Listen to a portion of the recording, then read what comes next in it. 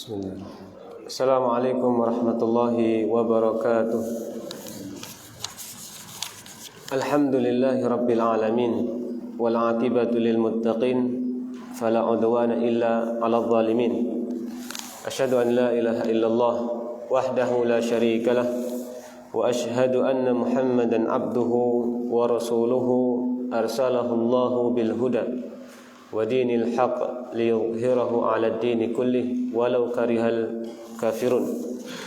Qala Allah ta'ala fi kitabihil karim, ya ayyuhalladzina amanu taqullaha haqqa tuqatih wa la tamutunna illa wa antum muslimun. Wa qala aidan, ya ayyuhan nasu taqu rabbakumul ladzi khalaqakum min nafsin wahidah وخلق منها زوجها وبث منهما رجالا كثيرا ونساء واتقوا الله الذي تساءلون به والأرحام إن الله كان عليكم رقيبا يا أيها الذين آمنوا اتقوا الله وقولوا قولا سديدا يصلح لكم أعمالكم ويغفر لكم ذنوبكم ومن يطع الله ورسوله فقد فاز فوزا عظيما أما بعد فإن أصدق الحديث كتاب الله وخير الهدي هدي محمد صلى الله عليه وسلم وشر الأمور محدثاتها فإن كل محدثة بدعة وكل بدعة ضلالة. Ma'asyiral muslimin hadirin yang dirahmati oleh Allah Subhanahu wa taala. Segala puji bagi Allah Subhanahu wa taala yang telah memberikan kepada kita berbagai macam kenikmatan. Di antara nikmat Allah yang sangat agung dan sangat mulia, Allah Subhanahu wa taala memberikan kita taufik dan kemudahan untuk bisa menuntut ilmu, untuk bisa mengenal Islam, untuk bisa mengenal iman. Karena Allah Subhanahu wa taala berpesan, "Wala tamutunna illa wa antum muslimun." Jangan sekali-sekali kita meninggal kecuali dalam keadaan Islam, menjadi seorang yang beriman kepada Allah Subhanahu wa taala. Dan salawat serta salam senantiasa kita junjungkan kepada Nabi kita Muhammadin sallallahu alaihi wasallam, dan juga para keluarganya dan para sahabatnya dan siapapun yang mengikuti beliau dengan baik dan benar hingga hari kiamat kelak. Ma'asyiral muslimin rahimani wa rahimakumullah. Insyaallah pada pertemuan hari ini kita akan membahas kitab yang baru. Kita akan memulai kajian yang baru, yang mana kita akan membahas tentang Asmaul Husna. Ya, mempelajari tentang nama-nama Allah yang baik. Ya, karena menghafal nama-nama Allah Subhanahu wa taala ini adalah perkara yang sangat besar. Ya, perkara yang sangat besar. Oleh karena itu disebutkan dalam hadis yang sahih, ya, disebutkan dalam Sahih Bukhari, Rasulullah SAW bersabda, ya, inna lillah tis'atan wa tis'ina isman. Ya, Allah Subhanahu wa taala memiliki 99 nama. Ya, Allah memiliki 99 nama. Man ahsaha dakhalal jannah. Barang siapa yang menjaganya, ya, kata Rasulullah, maka dia akan masuk surga. Dalam lafaz lain menggunakan lafaz man hafidha wa ahsah. Barang siapa yang menghafal dan menjaga, maka dia akan masuk surga. Di sini para ulama mengingatkan, ya, yang dimaksud menjaga di sini, yang dimaksud menghafal, ya, 99 nama tadi itu bukan hanya sekedar menghafal. Ya, akan tapi kita menghafal dan menjaga. Sampai kata para ulama, menghafal dan menjaga lafdhan wa ma'nan. Lafaz dan maknanya. Ya. Ketika seseorang benar-benar menghafal lafaz dan memahami maknanya, maka inilah yang dimaksud man ahsaha dakhalal jannah. Siapa yang menjaganya, siapa yang menghafalnya secara lafaz, secara lafdhiyah, ya, maka dia akan masuk surga, dan juga secara maknawiyah. Ya, jadi menghafal Asmaul Husna itu urgensi pertamanya adalah mengantar salah satu jalan menuju surga. Ya, karena menghafal saja tanpa memaknai, ini tidak akan menjadikan seorang masuk surga. Ya. Ya, kita permisalkan coba burung beo. Burung beo bisa mengucapkan assalamualaikum, bisa tidak kita latih? Bisa. Tapi apakah assalamualaikumnya itu menjadikan burung beo masuk surga? Enggak. Ya, kenapa? Karena dia hanya mengucapkan secara lafdiyah saja. Ya. Tidak paham tentang maknanya. Ya. Nah, sedangkan kita ini manusia yang Allah bedakan ya antara apa? Makhluk-makhluk yang lain.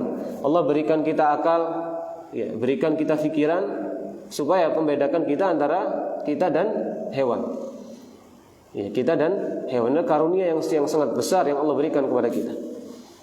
Ya, karunia yang sangat besar yang Allah berikan kepada kita. Ya, jadi ini urgensi pertama untuk kita menghafal Asmaul Husna, baik secara lafdiyah dan secara maknawiyah. Ya, menghafal secara lafaz dan menghafal secara makna. Artinya memahami kandungan-kandungan dari nama-nama Allah yang baik. Ya, karena Allah menjelaskan walillahil asmaul husna fad'uhu biha. Ya, Allah memiliki nama-nama yang baik, hanya milik Allah lah nama-nama yang baik. Fad'uhu biha, dan berdoalah dengan nama-nama Allah yang baik. Tabikhani fidin azani Allah wa iyyakum. Kita akan memulai dengan menyebutkan fawaid-fawaid, ya, atau urgensi di dalam mempelajari Asmaul Husna. Ya, fawaid atau urgensi di dalam memahami Asmaul Husna. Ya. Di antara fawaid juga ya, yang disebutkan di sini ya muallif ya rahimahullahu taala. Muallifnya bernama Abdul Aziz Ibn Nasir Al-Jalil. Ini salah satu tokoh ulama yang berasal dari kota Maghrib, Maroko.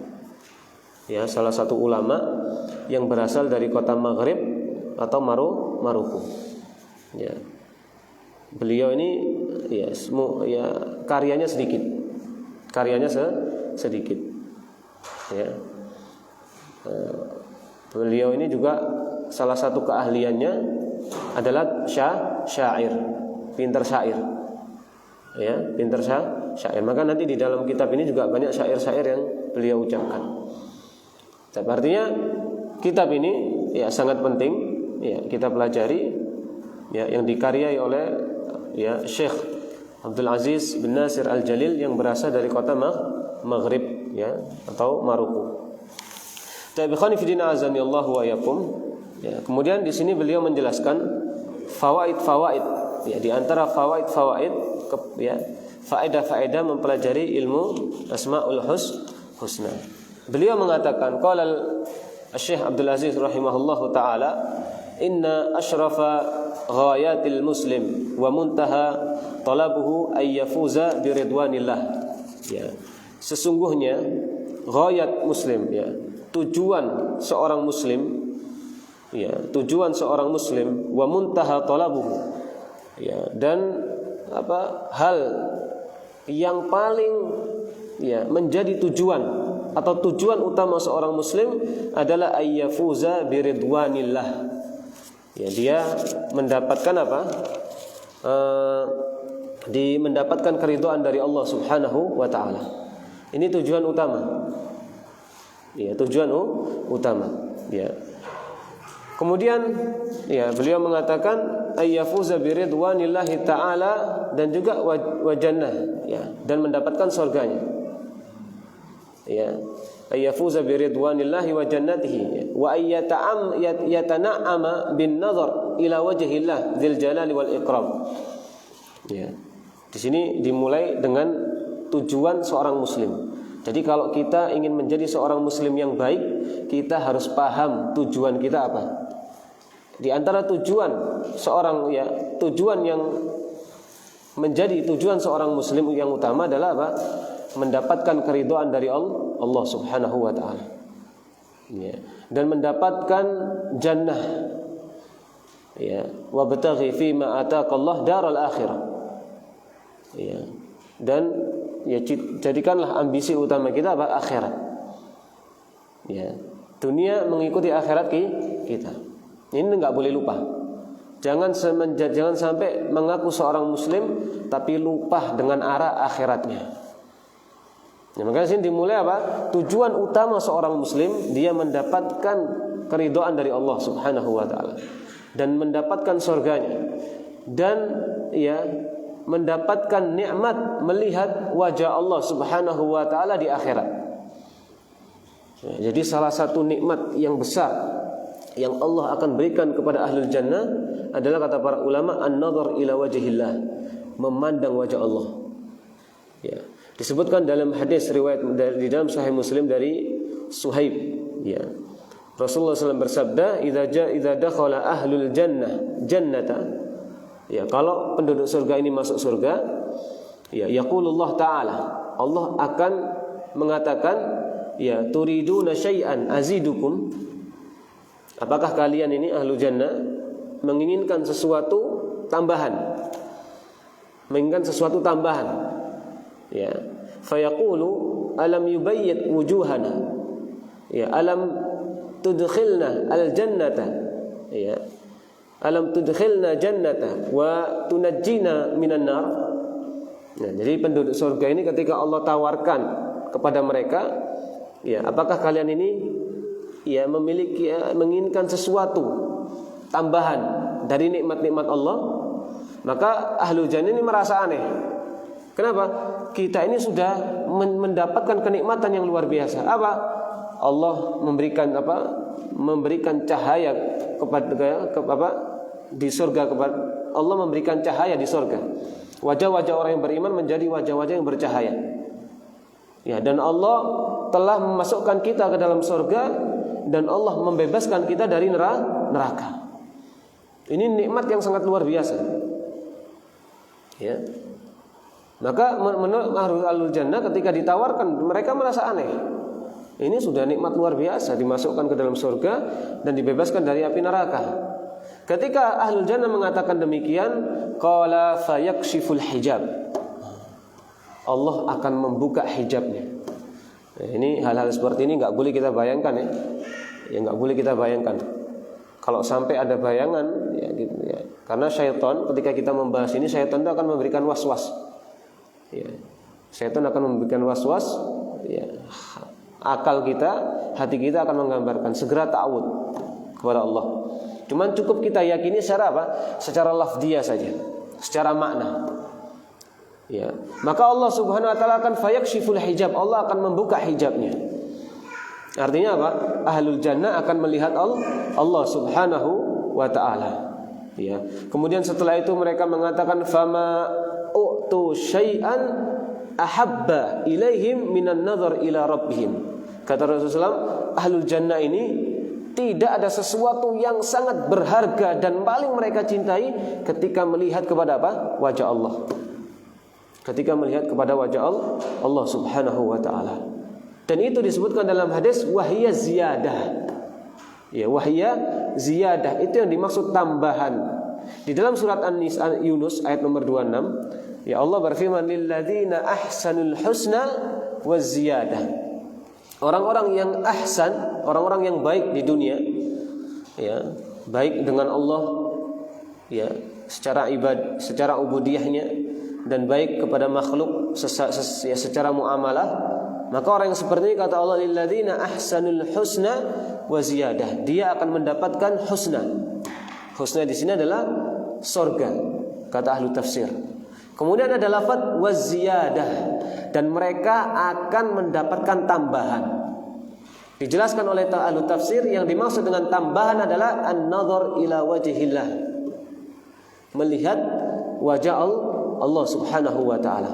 Ya, surat Yunus ayat nomor 26. Ya, lilladzina ahsanul husna wa ziyadah. Ya. Dan ziyadah ini disebutkan dalam hadis tadi. Di dalam akhir lafaz dikatakan wahiyya ziyadah. Melihat kepada wajah Allah, itulah yang dimaksud ziyadah di dalam apa? Surat Yunus ayat nomor 26. Ziyadah itu kalau bahasa kita tambahan. Jadi orang yang masuk surga Allah akan berikan apa? Tambahan. Apa tambahannya? Melihat kepada wajah Allah. Dan itu hal yang paling menggembirakan oleh penduduk surga. Ya, hal yang paling menggembirakan bagi penduduk surga. Ya, bisa kita bayangkan, bertahun-tahun kita ibadah di dunia ini nggak pernah melihat Allah. Ya, kita cukup dengan keimanan yang menjadikan kita taat kepada Allah. Ya, dan di antara balasan iman tadi, ya, makanya ya, pahala yang kita dapatkan ini sebenarnya tidak seberapa dengan apa? Dengan ganjaran yang Allah berikan.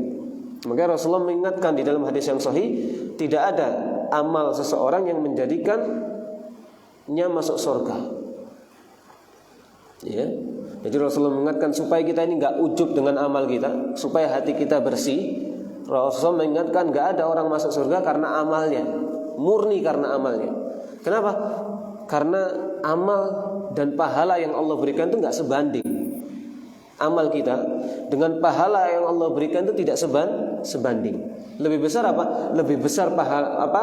Ganjaran yang Allah berikan, lebih besar nikmat-nikmat yang Allah berikan. Ya, lebih besar nikmat-nikmat yang Allah berikan. Ya, oleh karena itu, ya, tidak ada amal orang masuk surga karena murni amalnya, tapi karena apa? Karena rahmat Allah Subhanahu wa taala. Ya, bagaimana cara mendapatkan rahmat Allah? Ya dengan amal. Ya, bukan berarti amal enggak penting. Ya sudah, kita minta rahmat saja, enggak usah amal. Ini salah paham namanya. Ya, enggak mungkin rahmat didapatkan tanpa amal. Jadi pentingnya beramal apa? Mendapatkan rahmat Allah. Ketika seorang mendapatkan rahmat Allah, dengan rahmat itulah Allah akan memasukkan seseorang ke dalam surga. Nah, ini dalam rangka juga supaya orang enggak ujub kepada apa? Ya, amalnya. Ya, orang kalau sudah ujub kepada amaliannya sendiri, merasa ya, kalau kita merasa bersyukur kita menjadi orang baik, kita bisa melaksanakan sholat tepat waktu, kita bisa melaksanakan amal-amal sunnah, enggak ada masalah. Kita sebagai bentuk syukur.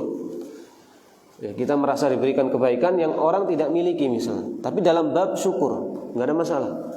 Tapi kalau sampai amal-amal kita ya itu menjadikan kita ujub dan kita merendahkan orang yang tidak beramal seperti kita, ini yang enggak boleh. Ya, ini yang enggak boleh. Karena merendahkan manusia ini termasuk hal yang Allah larang. Ya, dan termasuk hal yang disebut dengan kesombongan. Ini kesombongan. Ya. Ta'ikhwani fi din azani Allah wa iyyakum. Kemudian beliau melanjutkan ya. Walakin hadhil ghayah, ya, tujuan tadi mendapatkan apa? Keridhaan dari Allah dan mendapatkan nikmat surga, melihat wajah Allah Subhanahu wa ta'ala dzil jalali wal ikram, ya. Ini semuanya tidak akan terwujud kecuali dengan mendapatkan taufik dari Allah Subhanahu wa ta'ala. Ya. Mendapatkan taufik dari Allah Subhanahu wa ta'ala bagi orang-orang yang beriman, ya, untuk bisa apa? Untuk bisa menjadi ahli ta'ah. Ya, jadi taat itu enggak bisa kita memaksa orang itu untuk taat. Enggak bisa kita orang memaksa untuk menjadi baik, enggak. Makanya ketika Abu Thalib wafat, Rasulullah bersedih dan Allah mengingatkan, innaka la tahdi man ahbabta. Engkau wahai Nabi Muhammad SAW tidak bisa memberikan hidayah kepada siapa ya, orang yang engkau cintai. Yang dimaksud adalah hidayatut taufiq. Hidayah yang sifatnya taufik, Allah membuka hatinya untuk bisa menerima kebenaran. Ini murni milik Allah. Ini murni milik Allah Subhanahu wa ta'ala. Ya, adapun nabi dan manusia yang lain hanya memiliki hidayatud dilalah, kata para ulama. Ya, hidayatud dilalah. Hidayatud dilalah itu apa? Mengarahkan. Hidayah yang sifatnya pengarahan. Oh ini loh hal yang baik, oh ini loh hal yang buruk. Nah, ini semua manusia bisa. Tapi kalau hidayatul taufik, menjadikan hatinya ini ya bisa menerima keimanan, bisa menerima kebaikan, ini hanya murni milik Allah Subhanahu wa taala. Kemudian beliau melanjutkan wa hadzal iman wal amalu shalih. Dan iman ini dan amal soleh tidak akan terwujud ya kecuali dengan apa? Illa bil ilmi, kecuali dengan ilmu. Ya. Ini pengantar yang perlu kita resapi ya. Memulai dengan syai'an fa syai'an. Ya. Memahamkan sedikit demi sedikit supaya apa? Lebih tertancap ke hati kita. Ya, jadi ini pembukaan yang benar-benar menjadikan kita ini hanya tidak mendengar, tapi benar-benar ya kita paham melalui hati kita yang paling dalam. Ya, maka iman dan amal soleh ya tidak akan terwujud kecuali dengan ilmu. Ya, ini sudah satu kepastian. Ya, oleh karena itu Imam Bukhari menyebutkan di dalam kitabnya, ya, li'annal ilma qabla al-qawli wal amal. Ilmu itu sebelum berbicara dan beramal. Jadi kita sebelum berucap, sebelum kita beramal dibutuhkan ilmu di dalam semua bidang. Baik bidang agama, ya, ini terutama. Ya, dan juga bidang-bidang yang lain. Orang beramal tanpa ilmu maka dia akan ya sia-sia. Ya, oleh karena itu peribadatan selain Allah yang dilakukan oleh orang-orang jahiliyah, kufar Quraisy, ya, Allah mengatakan ma anzalallahu biha min sultan. Allah enggak turunkan dalil, enggak turunkan bukti, enggak turunkan ilmu. Jadi peribadatan mereka kepada selain Allah itu bukan di atas ilmu, tapi ala dhann, dan di atas hawa nafsu. Ya, Allah sebutkan dalam surat An-Najm. Ya, bukan di atas ilmu. Ya, makanya mereka menjadi ahlu syirik karena apa? Karena tidak berilmu. Ya. Nah, jadi iman ini butuh ilmu. Ya. Wa huwa asasul amal. Ya, jadi ilmu itu adalah pondasi amal. Ya, pondasi amal. Ya, oleh karena itu ada perkataan yang sangat baik, yang sangat bagus dari Sufyan ibnu Uyainah. Ya, jadi beliau mengatakan man fasada min ulama'ina fa fihi shibhun bil yahud.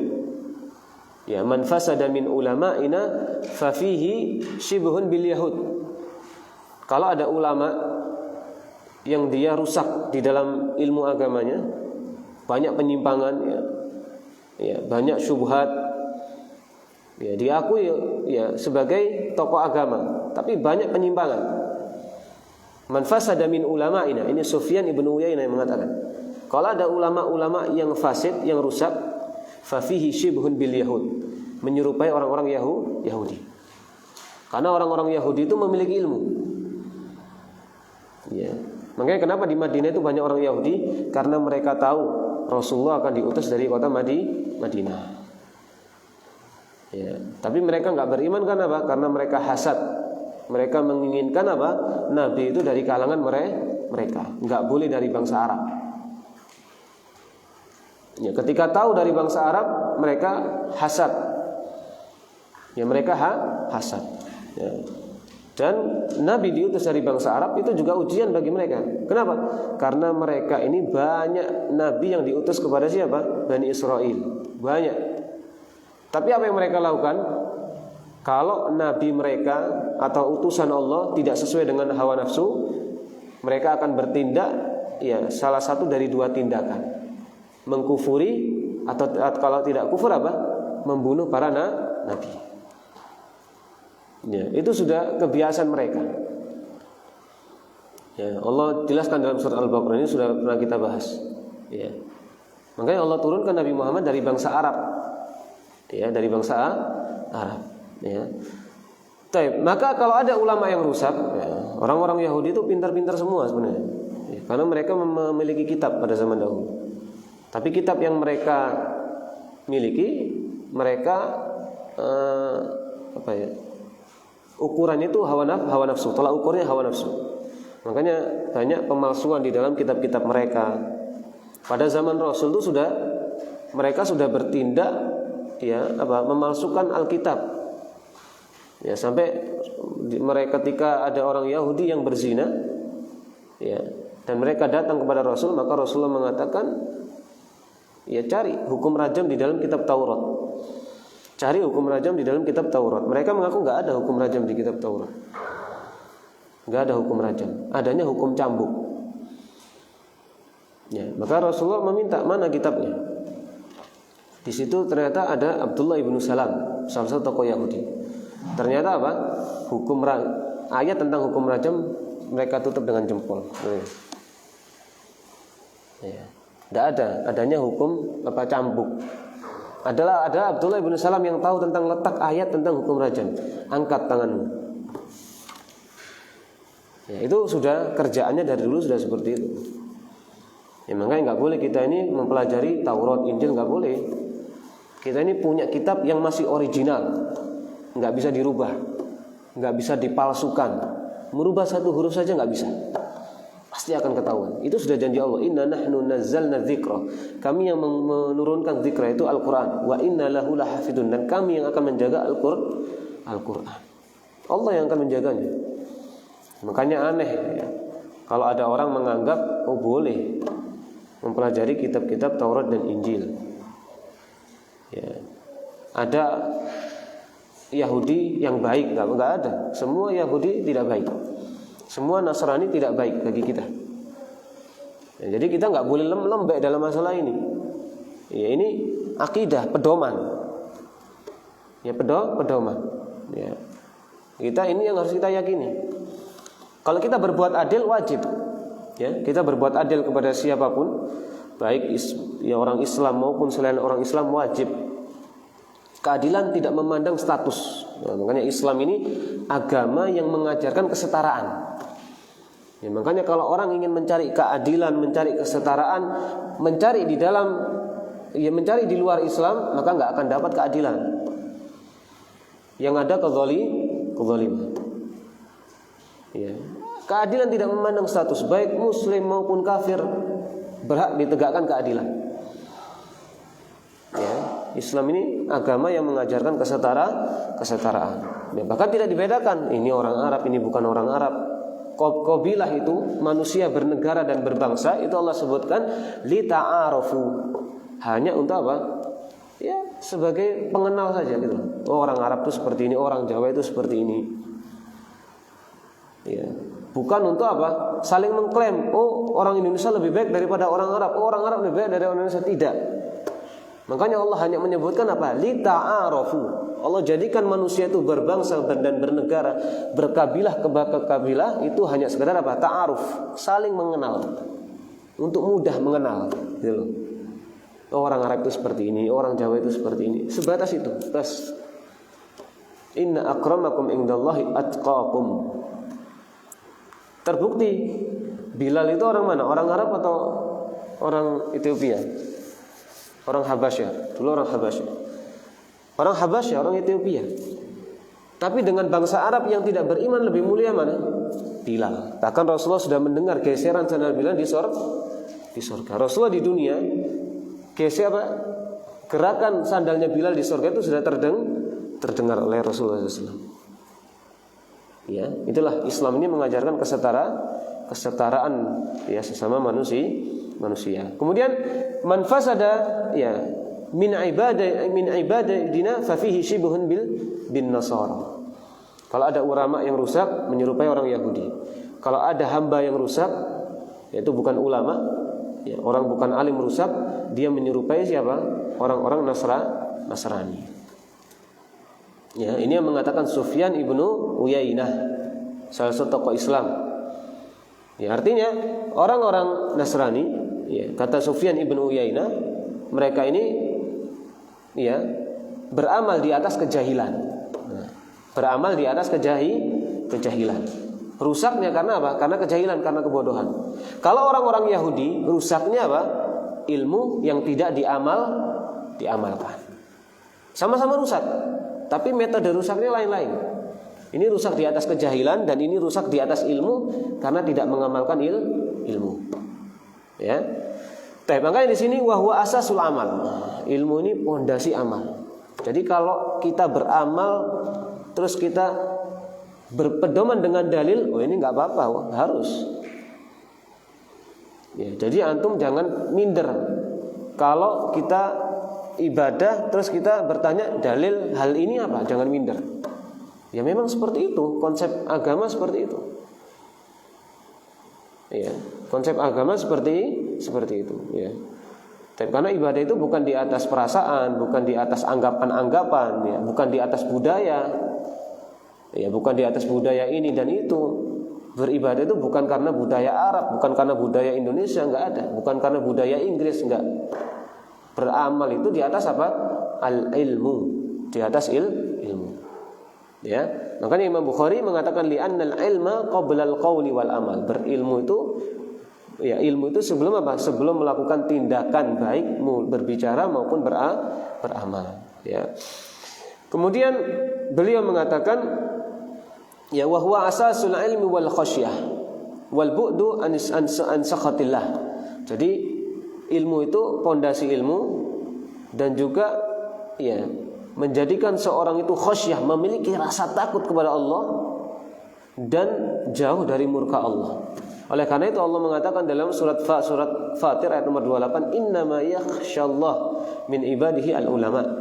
Orang-orang yang takut kepada Allah mereka adalah ulama. Ulama di sini maksudnya orang yang berilmu. Ya, orang-orang yang takut kepada Allah itu yang disebut dengan apa? Ulama, yaitu orang-orang yang berilmu. Ya. Taib, dan waqad syabbaha Allah azza wa jalla al-alim alladzi la ya'malu bi ilmihi bil himar.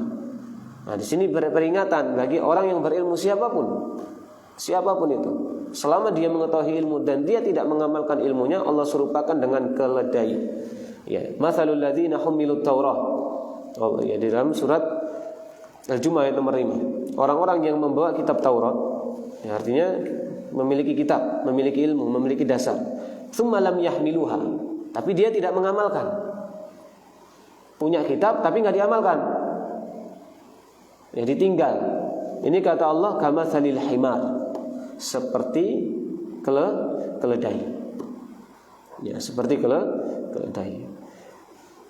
Kemudian beliau mengatakan walamma kanat asyraful ghayat la yusal ilaiha illa bil ilm. Ya. Dan tujuan ini tidak akan digapai kecuali dengan ilmu, kata beliau. Ya. Maka ilmu yang paling mulia, kata beliau, yang al-muaddi ilan najah fil akhirah, ilmu yang paling mulia di dunia ini dan yang akan mengantarkan ke surga dan mendapatkan apa? Keridhaan dari Allah Subhanahu wa taala, ya. Maka adalah mengenal Allah. Ya, mengenal Allah Subhanahu wa taala. Ya. Ya, maka beliau juga mengingatkan, maka fal ilmu huwa sabil ilal amalil maqbul. Ilmu ini, ya, ilmu mengenal Allah ini adalah salah satu jalan yang menjadikan amal itu diterima. Jadi maksudnya begini, orang mengenal Allah, orang semakin mengenal Allah itu berarti ibadahnya semakin baik. Ibadahnya semakin baik ibadah kepada Allah dan juga ibadah sesama makhluk. Maksudnya sesama makhluk secara muamalah. Jadi muamalah dengan baik dan benar itu ibadah. Ya. Jangan remehkan muamalah ini. Muamalah itu juga harus baik, karena itu juga salah satu bentuk ibadah. Ya, menepati janji. Ya, tidak mencela, itu semuanya ibadah. Ya. Baik. Kemudian ya, maka beliau mengatakan wa biqadri ma'rifatil abdi bi asma'illah azza wa jalla wa sifati yakunu hadduhu minal ubudiyah. Ini urgensi selanjutnya, apa sih mempelajari urgensi kedua, mempelajari apa? Asmaul husna, yaitu memperbaiki apa? Kualitas ibadah seseorang. Ini urgensi selanjutnya, mempelajari asmaul husna, memperbaiki ya kualitas ibadah seorang muslim. Nah, jadi kita ini jangan mau kalau dikatakan kita ini Islam biasa-biasa saja. Kita harus tanya, kalau ada orang mengatakan oh kita ini berislam harus biasa-biasa saja, yang Anda maksud ini apa? Gitu. Ya, kalau yang dimaksud kita memiliki kualitas Islam yang biasa-biasa saja dari segi amal dan ilmu, jangan, nggak boleh. Kita itu Islamnya secara ilmu dan amal harus apa? Luar biasa. Paham ya? Harus luar biasa. Kenapa? Rasulullah mengajarkan kita kalau minta surga itu jangan hanya minta surga tok. Ya Allah berikan aku surga, jangan, kata Rasulullah. Tapi apa? Minta surga firdaus. Ya, kita ini sepede apa sih? Mau masuk surga firdaus? Pede enggak? Enggak pede. Amal-amal kita ini enggak ada apa-apanya dengan amal para nabi dan para sahabat. Ya. Nabi sholat sampai kakinya bengkak, kita sampai enggak? Enggak. Ya, kita baru kemeng aja udah ya sambat kan gitu kan. Ya, tapi Nabi sampai kakinya bengkak. Dan surga Firdaus ini surganya para nabi dan para sahabat. Ya. Surganya orang-orang yang benar-benar soleh. Surga yang paling tinggi. Ya, kita sepede apa? Tapi tetap kita meminta surga Firdaus karena apa? Karena imtitsalan li amrin nabi. Ya, karena memang itu perintah Nabi gitu. Nah, makanya Islam kita ini secara kualitas ilmu dan amal jangan mau biasa-biasa saja, jangan. Islam kita harus luar biasa. Kita saja kalau masukkan anak ke sekolah, cari yang biasa atau luar biasa? Luar biasa. Kok giliran menjadi Islam dikatakan Islam yang biasa, ya? Menjadi orang Islam yang biasa. Nah, ini nggak boleh. Tapi kalau yang dimaksud Islam itu biasa-biasa saja, artinya agama Islam itu agama yang pertengahan, nah ini nggak apa-apa. Benar. Agama Islam itu agama yang biasa-biasa saja. Maksudnya apa? Pertengahan. Tidak melampaui batas, tidak berlebih-lebihan di dalam segala hukum, di dalam segala aturannya, di dalam ketentuannya yang Allah atur itu pertengahan, tidak melampaui batas dan tidak juga meremehkan. Nah, itu wasatiyah namanya. Islam ini agama yang wasatiyah, pertengahan. Ya, nah ini nggak ada masalah. Tapi kalau kualitas Islam kita, ya itu dikatakan cukup yang penting kita ini Islam. Nah ini jangan. Ya, kita harus tingkatkan keislaman kita. Harus tingkatkan keislaman kita. Karena semakin Islam itu semakin keislaman kita semakin meningkat, ibadah kita semakin nikmat. Ya, makanya mengenal Allah ini itu memperbaiki kualitas ibadah kita. Ya, oleh karena itu di dalam hadis yang sahih, ya, disebutkan oleh Rasulullah sallallahu alaihi wasallam, "Thalathun man kunna fihi wajada halawatal iman." Ya. 3 golongan, 3 sebab orang itu akan mendapatkan halawah iman, manisnya iman. Ya. Artinya dia beribadah itu merasa manis meskipun tidak bisa dirasakan, tapi ibadah dengan tenang, ya tidak terburu-buru, bisa khusyuk. Ibadah dia bisa merasakan nikmatnya sholat, bisa merasakan nikmatnya membaca Al-Quran, menikmati apa? Ibadah. Ini salah satu sebabnya adalah antakunallah, ya ayyakunallahu wa rasuluhu ahabba ilaihi mimma siwahuma. Allah itu harus menjadi apa? Segala-galanya dari apa? Daripada selain Allah dan Rasulnya.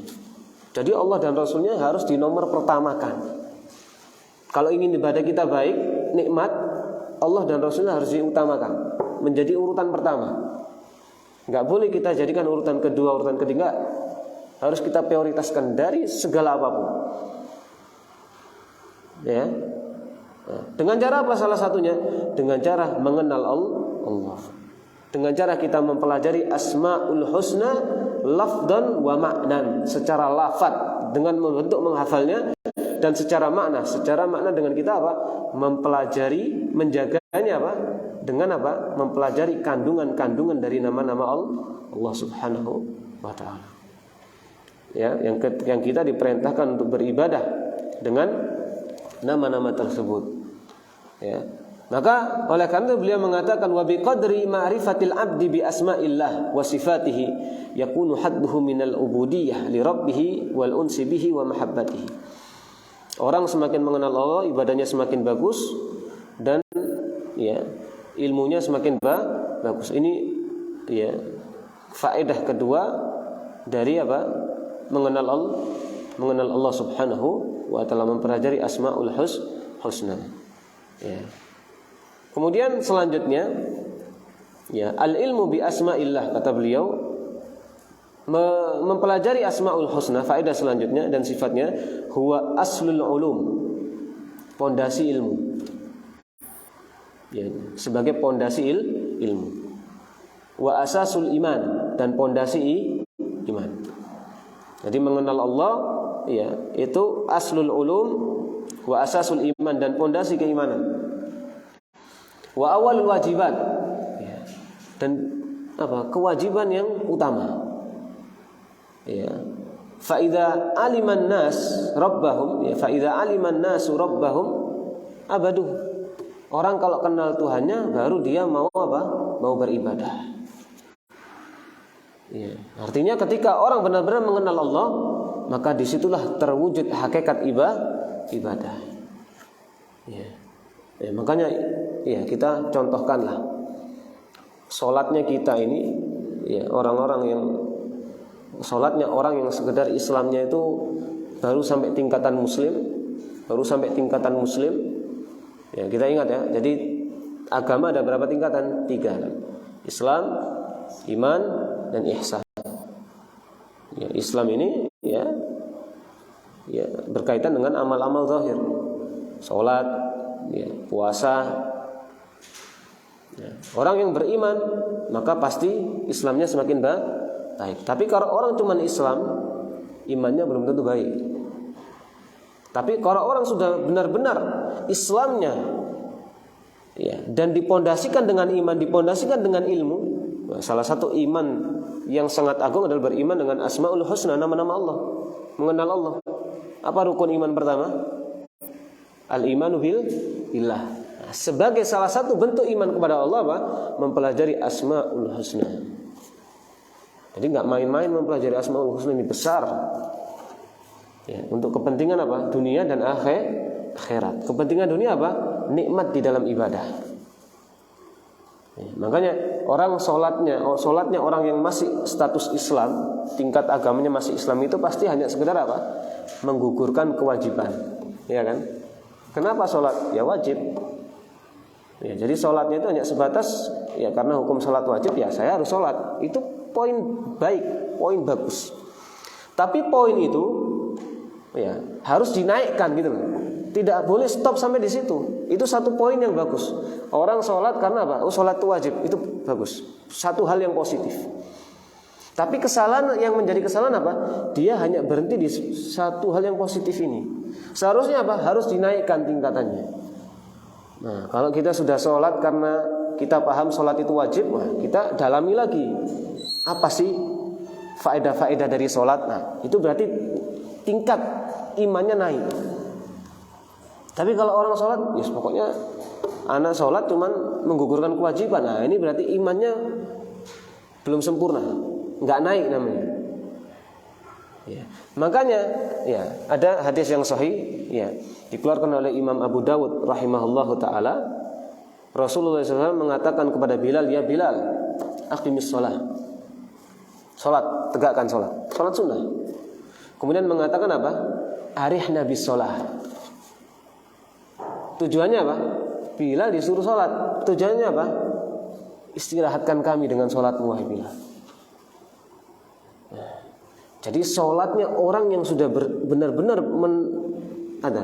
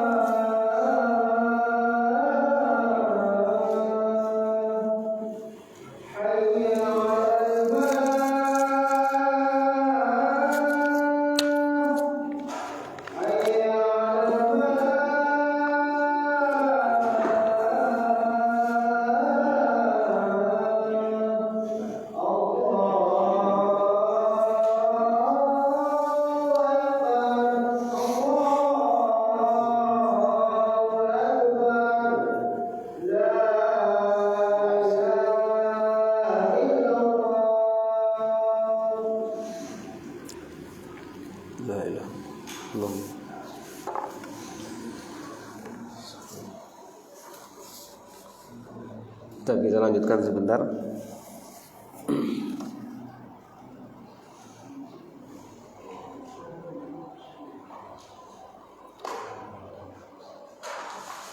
Para jamaah dirahmati oleh Allah Subhanahu wa taala.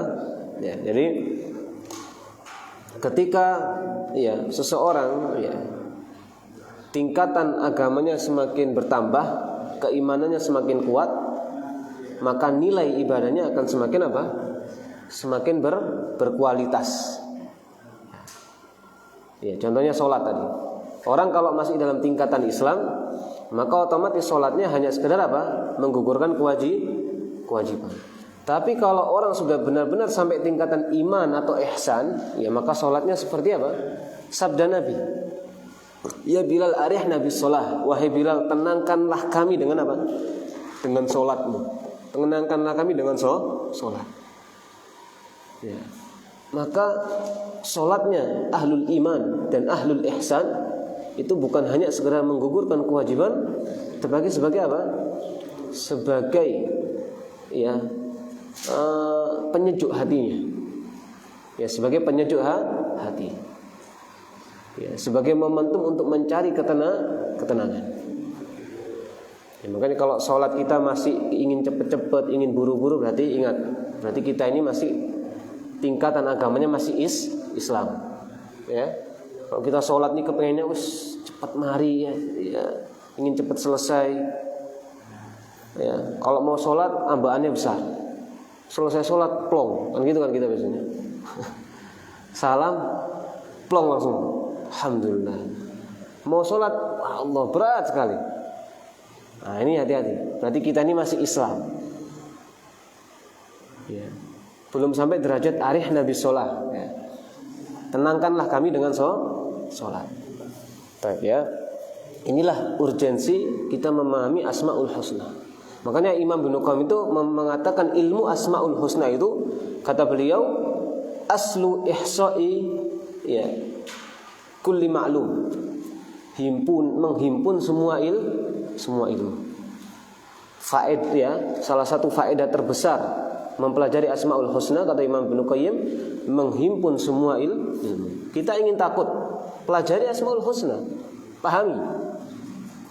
Ya, kita ingin merasa muraqabah.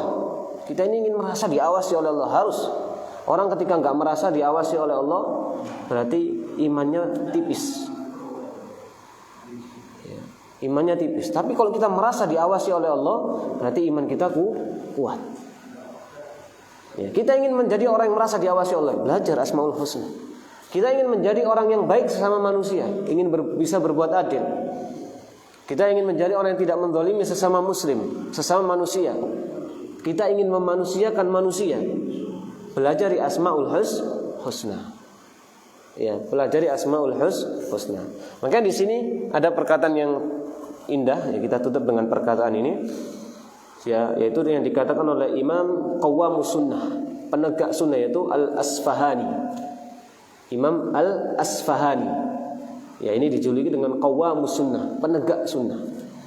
Berkata Imam Al-Asfahani, ya rahimahullahu taala, qala ba'dul ulama.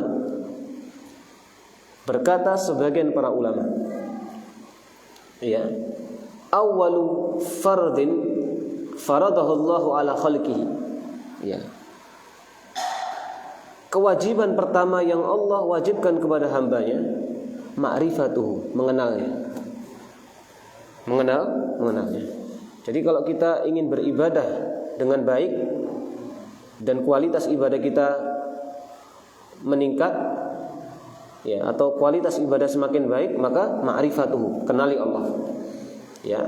Makanya salah satu metode hadis yang diteraskan, ya, ihfadillah yahfadka. Ya kan gitu kan? Rasulullah berwasiat kepada Abdullah bin Abbas, jagalah Allah, Allah akan menjagamu. Kenali Allah, Allah akan mengenalmu. I'rif ilallahi fir raha. Kenali Allah ketika engkau lapang, ya'rifka fi syiddah. Allah akan mengenalmu, Allah akan menolongmu ketika apa? Engkau susah.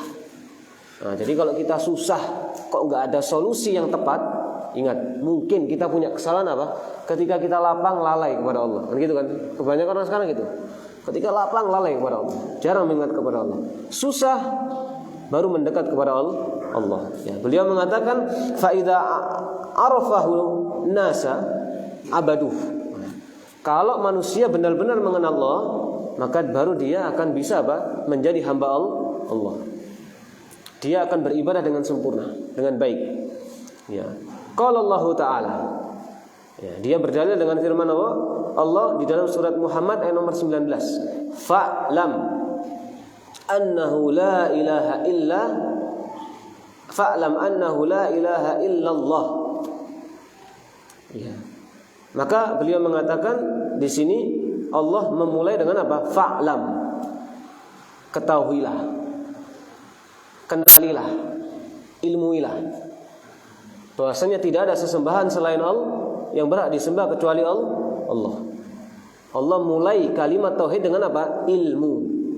Jadi kalimat la ilaha illallah kalau kita enggak mengilmui kalimat tersebut enggak manfaat.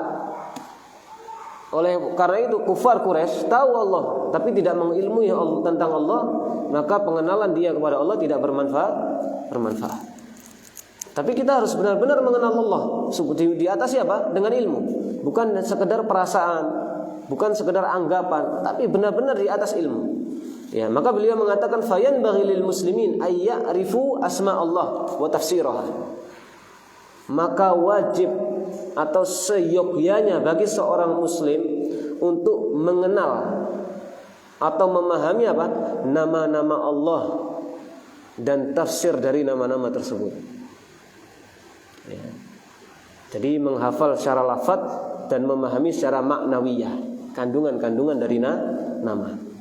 Ya. Nah, kemudian beliau mengatakan, ya, ketika seseorang memang benar-benar mengenal Allah secara lafaz dan makna, fayu'azzimullah haqqa ya azamatihi, maka dia akan fayu'azzimullah haqqa azamatihi, dia akan mengagungkan Allah dengan pengagungan yang sangat besar. Dengan pengagungan secara hak, pengagungan di atas ilmu. Ya. Ya, jadi kalau orang mengenal Allah itu benar-benar mengagungkan Allah dan mengagungkan di atas apa? Di atas ilmu. Ya. Nah, sekarang beliau mempermisalkan walau arada rajulun ayyu'amila rajulan. Nah, kalau beliau permisalkan supaya lebih mengena ini. Ya, perkataan beliau ini supaya lebih mengena, beliau permisalkan. Ya. Kalau seandainya kita ingin mengenal orang, ingin bermuamalah kepada orang, kata beliau, ya, talaba ay ya'rifa ismahu wa kunyatahu. Pasti kita akan tanya, fulan itu namanya siapa? Dan kunyahnya siapa? Lakopnya siapa? Kan gitu kan? Siapa fulan itu? Enggak mungkin kita bermuamalah dengan orang enggak kenal orangnya. Ini bodoh namanya. Ya, ini kebodohan namanya. Otomatis kita ini dengan tabi'ah basyariyah, ketika kita bermuamalah dengan orang, kita mungkin pasti tanya namanya siapa, kan gitu kan? Asalnya dari mana? Ya. Bahkan dia mengatakan wa isma abihi wa jaddihi. Dia akan bertanya tentang namanya, nama ayahnya dan nama siapa? Kakeknya. Dia akan tanya, oh, fulan ini bangsanya apa, kan gitu kan? Fulan ini berasal dari mana? Ya. Fasa'ala an saghiri amrihi wa kabirihi. Nah, kalau kita bermuamalah dengan orang, pasti kita ingin tahu apa? Hal yang kecil dan hal yang besar. Urusan yang kecil dan urusan yang besar. Ya. Maka fallahu ya, falillahi alladhi khalaqana wa razaqana. Ya. Maka hal itu sangat layak untuk apa? Untuk Allah Subhanahu wa taala. Artinya apa? Kalau kita kepada makhluk saja seperti itu, maka bagi Allah sangat wajib kita mengenal Allah dan mengenal apa? Nama-nama Allah. Kalau kita bermuamalah dengan manusia harus di atas ilmu, harus mengenal orangnya, maka bermuamalah kepada Allah dengan beribadah kepadanya harus di atas ilmu. Ya, kita mengenal manusia tanpa bermuamalah kepada manusia tanpa ilmu, sukses atau gagal? Pasti gagal. Begitu juga beribadah kepada Allah tapi tanpa ilmu. Asal-asalan, seperti ibadahnya orang jahiliyah. Ya, sampai mereka ibadah tawaf itu, mereka punya ibadah tawaf, tapi dengan apa? Telanjang. Pada zaman jahiliyah tawaf itu nggak boleh pakai baju, selai baju nggak boleh, telanjang. Sebabnya apa? Karena tidak berilmu, hanya prasangka-prasangka saja. Maka nggak sukses ibadahnya, batil. Tapi kalau kita beribadah kepada Allah dan benar-benar mengenal Allah, seperti kita beringin bermuamalah kepada orang dan kita harus mengenalnya, maka ini akan menjadi apa? Poin sukses di dalam beribadah. Ya, poin sukses kita di dalam beribadah. Oleh karena itu, sekali lagi terakhir Imam Bukhari mengatakan mengenal Allah, mempelajari asma Allah, menghimpun semua ilmu. Ya, maka tadi ya, faedah-faedah yang pertama, jalan menuju surga. Ya. Yang kedua, ya, memperbaiki kualitas ibadah. Ya, memperbaiki kualitas ibadah seseorang. Dan faedah selanjutnya apa? Mengenal Allah adalah aslul ulum, pondasi ilmu, dan asal ilmu atau asas iman, pondasi keimanan. Dan hal yang sangat utama, hal yang paling utama. Ini beberapa urgensi di dalam mempelajari Asmaul Husna. Dan masih ada beberapa urgensi lain. Insya Allah akan kita lanjutkan pada pertemuan yang akan datang. Kebenaran datang dari Allah Subhanahu wa taala, kekurangan dan kesalahan, ya, kesalahan datang dari syaitan dan syaitan. Semoga Allah melindungi kita dari syaitan yang terlaknat. Subhanakallahumma bihamdika asyhadu an la ilaha illa anta astaghfiruka wa atubu ilaik. Assalamualaikum warahmatullahi wabarakatuh.